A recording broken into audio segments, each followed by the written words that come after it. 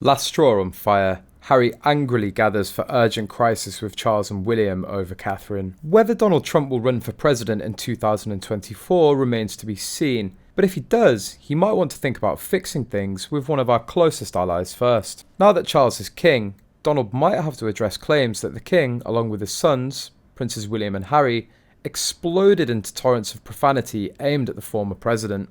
In 2012, Donald tweeted about the Princess of Wales after photographs of her sunbathing topless were published in the French magazine.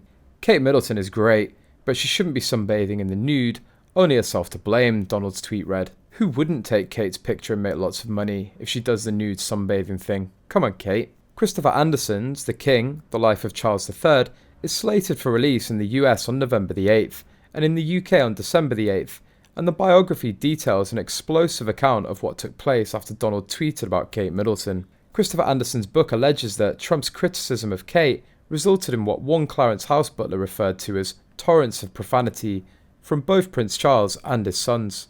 The book goes on to suggest that this wasn't the only time members of the royal family expressed some negative feelings towards Donald Trump. Going even further, the book implies that Charles was a lot more opinionated on politics than his late mother ever was, purposely probing friends and associates about the antics of the then president. Throughout 2017 and into 2018, Britain seemed nearly as fascinated with the tweets storming Trump as their American cousins.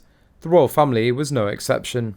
At every opportunity, including Prince Harry's wedding reception, Charles took his wealthy and influential American friends aside and gently prodded them for information. The excerpt concludes, still, Charles asked on several occasions how likely it was that President Trump would be impeached. Trump seems to be detached from reality, doesn't he? He asked a former Washington official, who now headed up a major US conglomerate. What a ghastly, awful man. Prince Harry admitted he and Prince William have been through hell together, but are on different paths during his bombshell interview with Oprah Winfrey. Reports of a feud between the brothers have been fanned by claims suggesting Prince William had urged his younger brother to take his time building up a relationship with Meghan Markle. The brothers appeared to put their differences aside, recently following the death of Queen Elizabeth, sparking speculation they were reconciling. Now a former royal butler has spoken out about the relationship between the brothers, who he says were once best friends. Grant Harold, who used to work for the royal family, said he doesn't see how the brothers will come back together. It was only when the statements came out I remember sitting there thinking,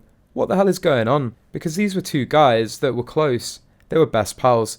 So I find it sad that two guys who are literally best friends suddenly went through this fallout. With families, I don't know how you come back from something like that happening. It's possible, but with fallouts, it can be really difficult to patch up. In his first speech as king, Charles extended an olive branch to Prince Harry and Meghan Markle. King Charles said, I want also to express my love for Harry and Meghan as they continue to build their lives overseas. Mr. Harold said in The King's Eye, the Duke and Duchess of Sussex are very much part of his family. The former butler continued, they may not be working members of the royal family, but I have no doubt he sees them as part of the family. That's a fact.